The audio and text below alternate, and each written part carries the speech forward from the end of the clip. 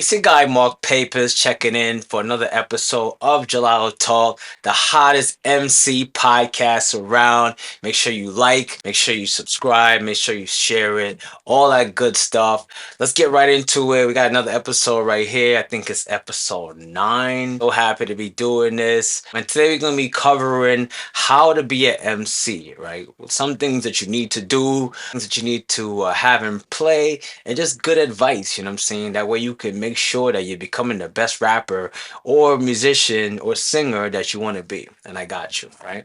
One question that I always get is what social media platform that I should be using, Mark? What they want to know is, what's the best way to kind of get started with marketing? Because let's face it, today, if you're an artist, if you're an MC, what you need to do is be a content creator. You got to be able to push your music out in a clever way, in a fun way, in a digestible way that your audience can understand it, they can get it in, and they can know exactly what you bring to the table, right? Because the choices, so many options. They can listen to artists in the game, they can listen to Drake, listen to Chris Brown, or to their favorite underground artist that's coming up with more followers, more fan base, because a lot of times fans don't want to be the only person listening, right? Like no one wants to be the only fan of you. They want to be a fan if you have like either a small fan base where it's like a niche or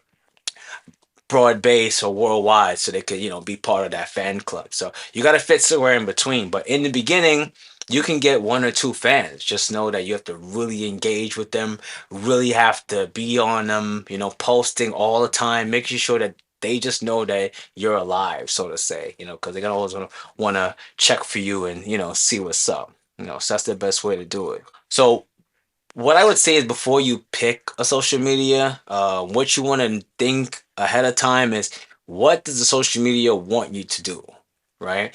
Like if you're on Twitter, all right, how often do you need to tweet?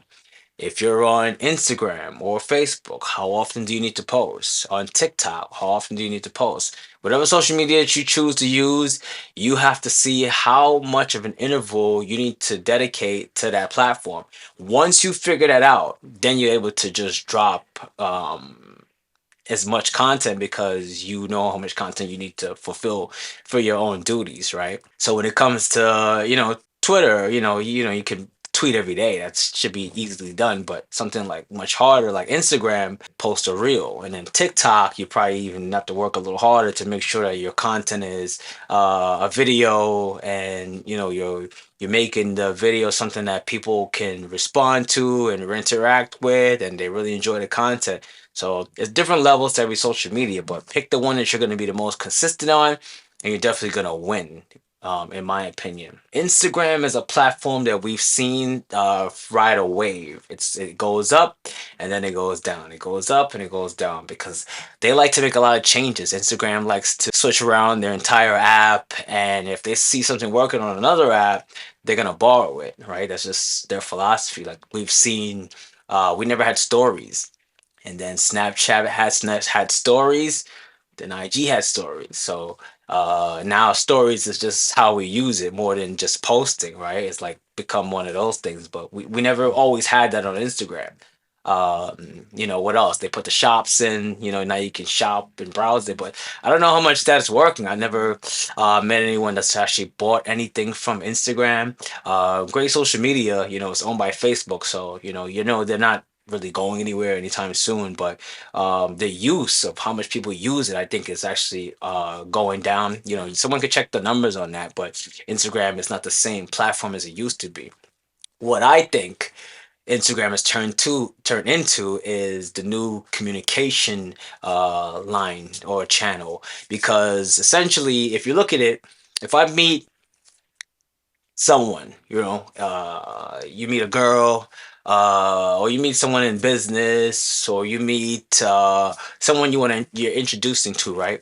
More often than not, if you didn't exchange phone numbers for whatever reason, I would say get their phone number primarily more than anything, because that's the best way to reach someone. But the next line of channel is going to be their Instagram, right? You meet Pharrell at an event. He's like, "Oh, I love your work. Hit me up," right?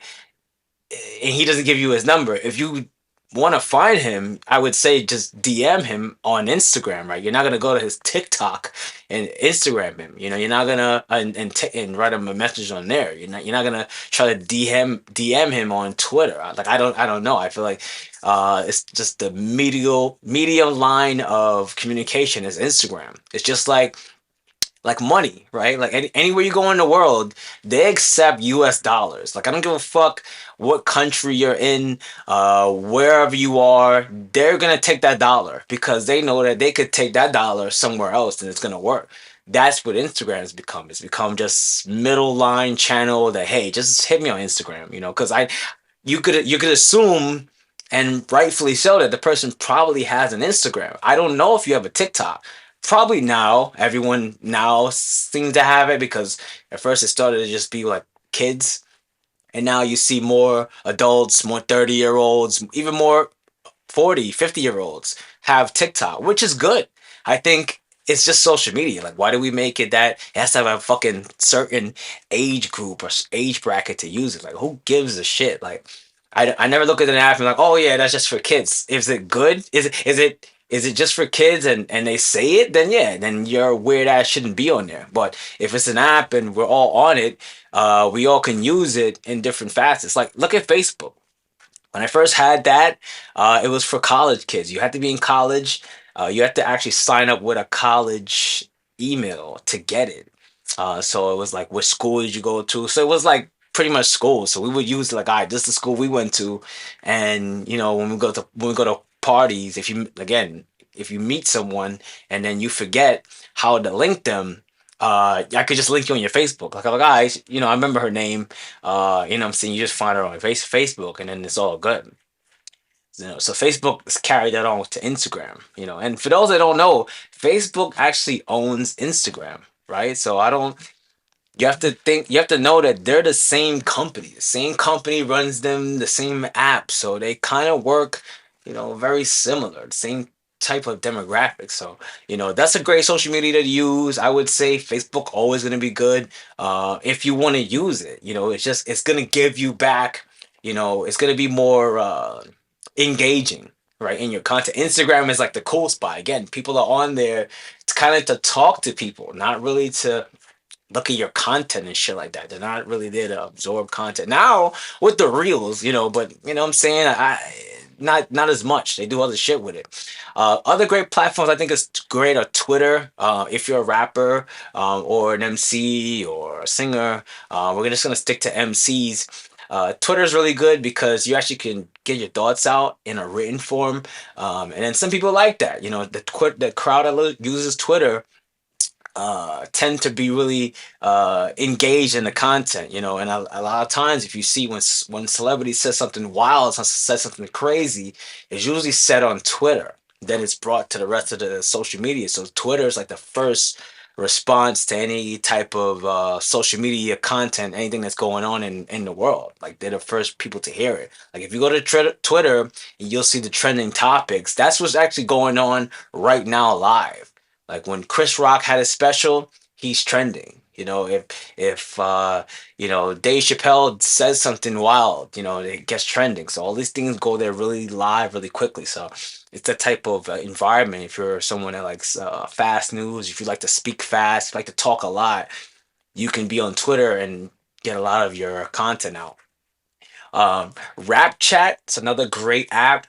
If you're a rapper specifically, you can spit freestyles over beats. You can make videos and people can follow you. So they literally can see your rapping skills. Everyone that's on there, they know exactly what they want.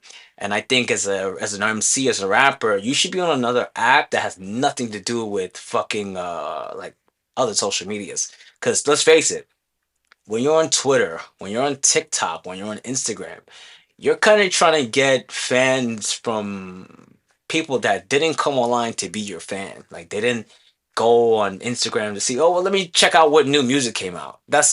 They would go to their Spotify or their Apple Music for that. So they're not gonna go to Instagram for that. So they're not here for that. They might see you, that's cool, but that's not why they're there. On Rap Chat or the Bars app or maybe even on YouTube. They're pretty much coming there to fucking find music. So once you're in these spaces and they see you, it's a good chance they're gonna click your shit and listen to it.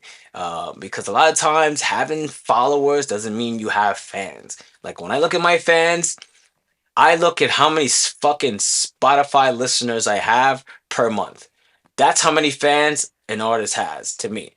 If you have a million, and I've seen this plenty of times, you have a million followers on Instagram and you're an artist, and then I go to your Spotify. Why do you only have 50 monthly listeners? You have 50 fans because the people that are following you, they're following you for another reason. They're not following you because you make music.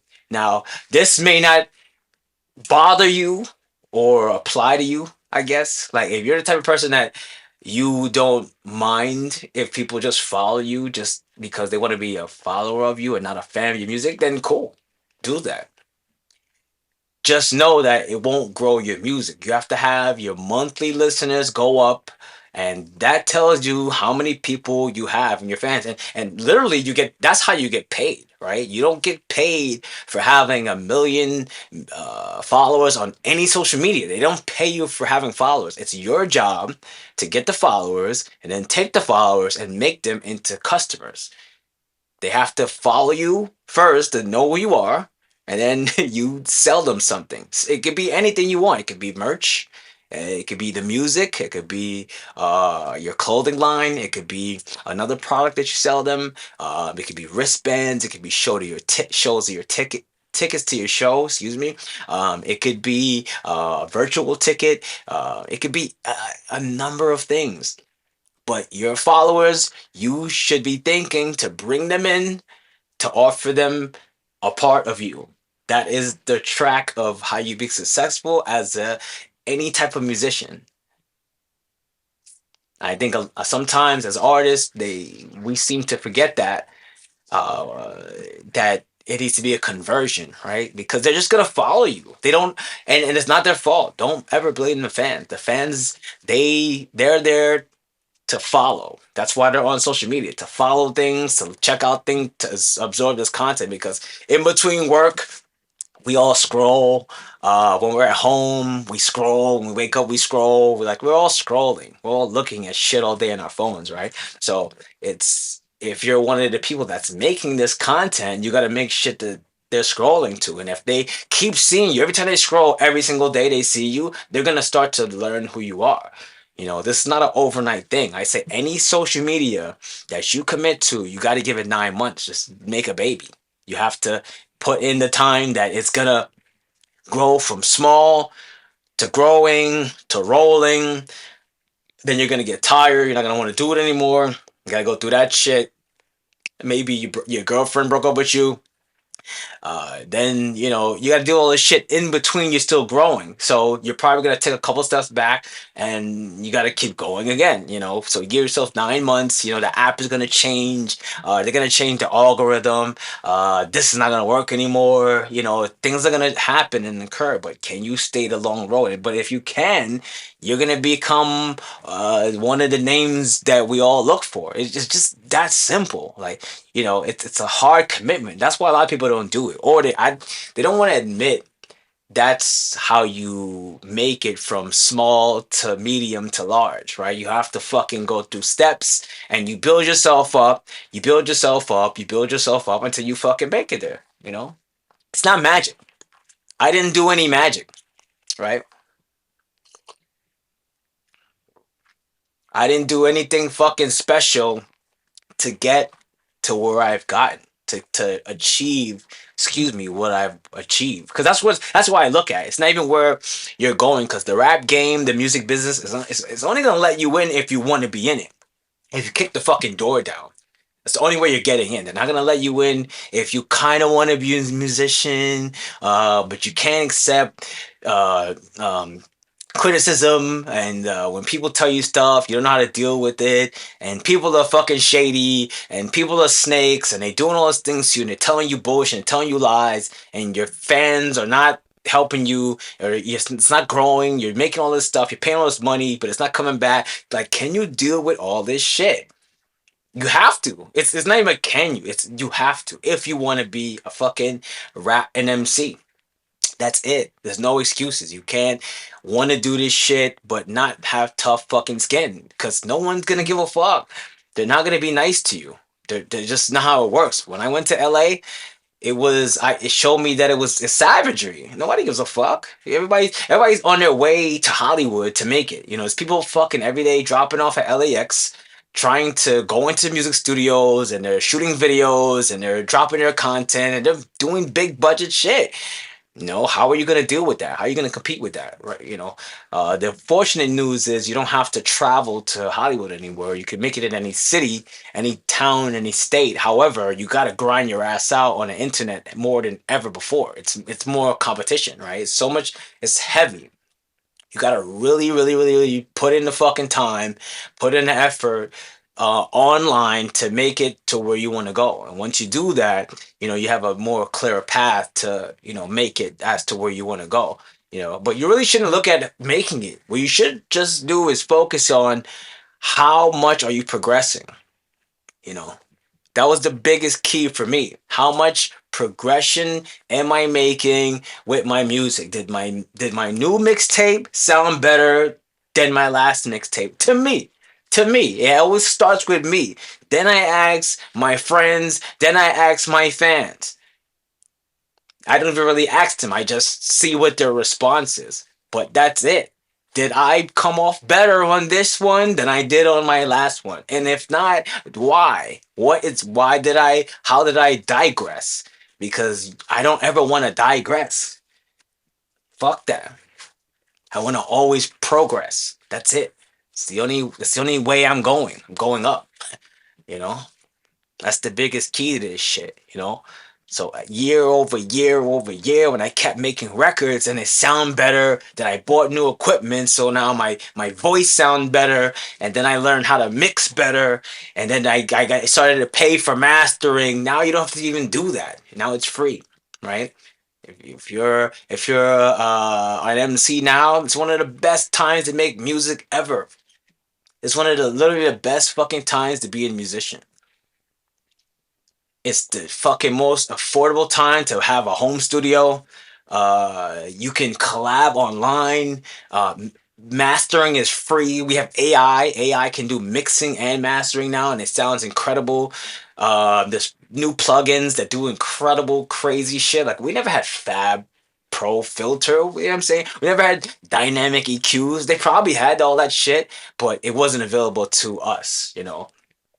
Like, we didn't know anything about that. Like, unless you use Pro Tools and you were a certified mixing and mastering engineer, and you went to Full Sail, or you were, one of Chris Geringer's kids or something like that, you don't know about this shit. It just came out. But now it's out, and it makes the job so much easier to do the same shit. Like, look at BandLab. I love BandLab. I can't fucking believe it. I used to use some shit. I used to have to crack it, bro. All of our first DAWs were cracked.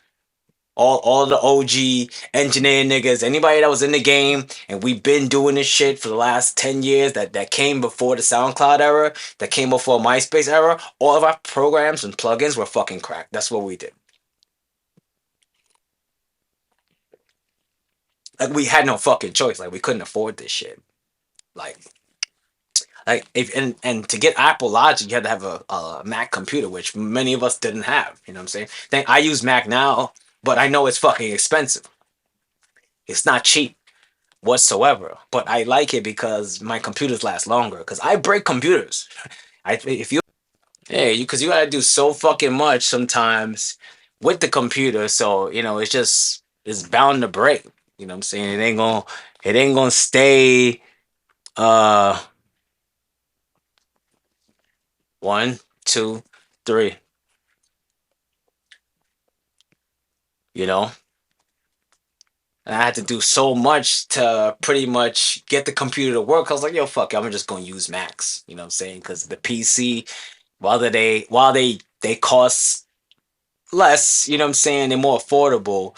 You can't do as much with them. Like, you know what I'm saying? They're just good for like basic stuff, not really for recording. You know what I'm saying? Um, yeah, that's what I think. I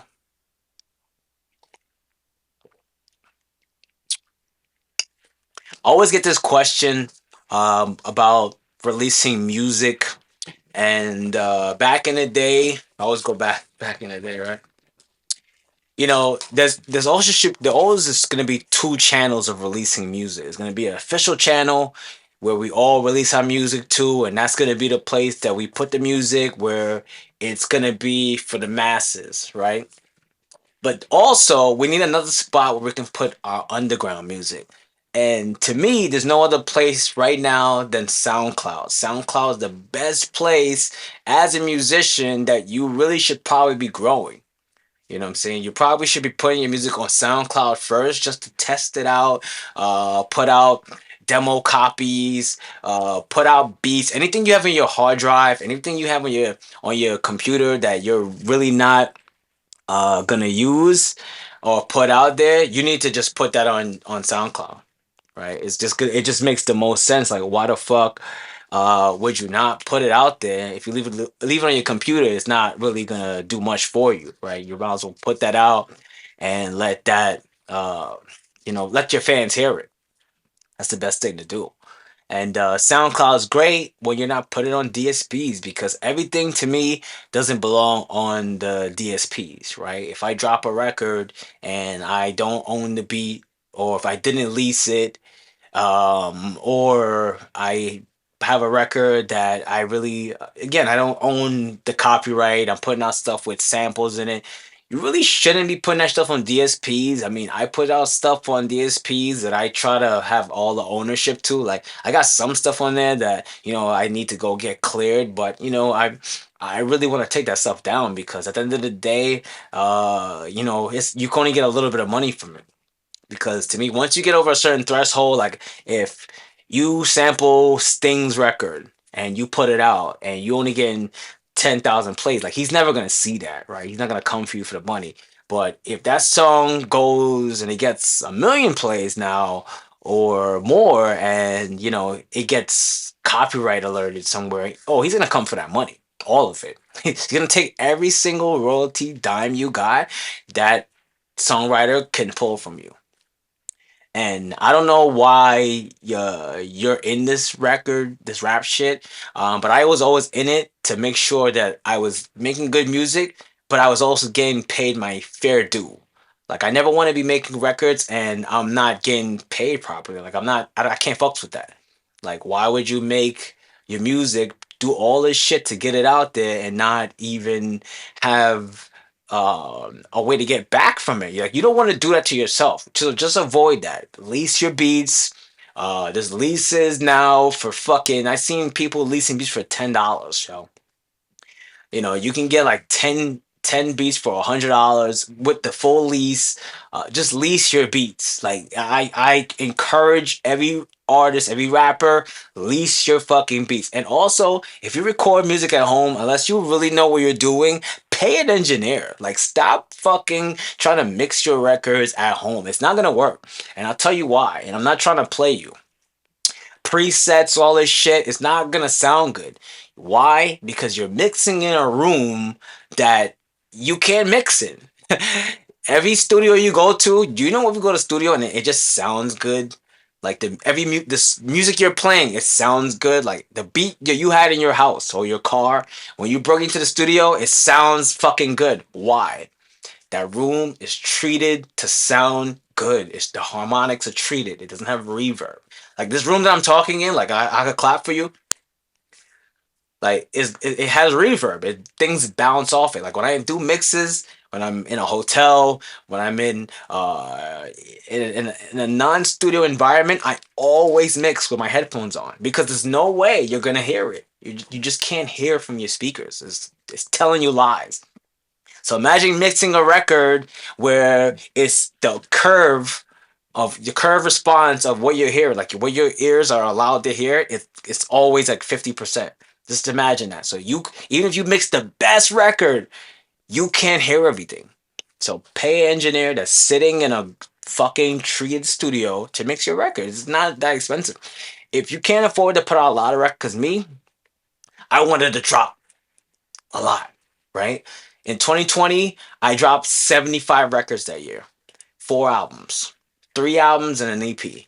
75 in that year. I think before then, I used to do like one mixtape a year, but then I would do a lot of features. I would do a lot of freestyle. So, I probably did that 75. I probably averaged like every year, at least 50 records released. Not the shit I even kept on my hard drive. So I probably made 75, but I released 75 in 2020. That shit cost me some money, right? I had to pay a lot of leases. But I know how to mix and master myself. So, but I bought artwork, I bought marketing. It costs money to drop records. So the more records you drop, just know you have to pay more. So what you should do is find a budget that works for you. If you can only afford to drop, you got to figure out how much does it cost to drop one song for you. For me, it's different. The number is different. If you want the breakdown, I could do it in another episode. I could tell you exactly what does it take to release a record. Like what exactly is it gonna cost you to drop a record from start to finish? When you have to pay for your studio, you have to pay for your beat, you have to pay for the engineering, you have to pay for the artwork, you have to pay for some sort of publishing, some sort of marketing, and a music video. All of this stuff together. Um, it's gonna probably run you somewhere on the low end, $500 to $2,500. That's low end. That's like you're not even doing anything. And not to knock you, because you're doing something. Definitely, you're growing your career. That's what the fuck you're doing. Nicely too, the right way. But you're not gonna be really moving the needle. You're not gonna be going against the artists that are doing like when Drake's album come out, like his budget's 250,000 probably just for the marketing. Like when his album was dropping, I kept seeing billboards in like New York, in Florida, in places that he's not even from. This nigga's from Toronto. So there's billboards that was showing, hey, we got this person on the album. Like, motherfucker, that costs bread. A lot of bread. That's not even what he paid to make the shit. For the beats, the engineering, all that shit, artwork. It's expensive to make music. It's a risk. You're taking a risk. You're making an investment, saying, hey, I'm gonna pay for this, I'm gonna pay for that, I'm gonna pay for that, I'm gonna pay for that. And I'm gonna put out this promotional product in hopes that I gain more followers. I gain more people to know me, gain more people to like me. I gain more people that can come to my show later, that will buy my merchandise, that will support my CDs, buy my albums. That is the plan of what you need to work on as an artist. And I'm just gonna leave it off there. Just want to leave y'all with some good ways to use social media, what platforms you should use. If you have questions, leave it in the comments. You already know. I see Guy Walk Papers always tapping in for that fire. Like, share, subscribe, all that good stuff. You already know. Get ya.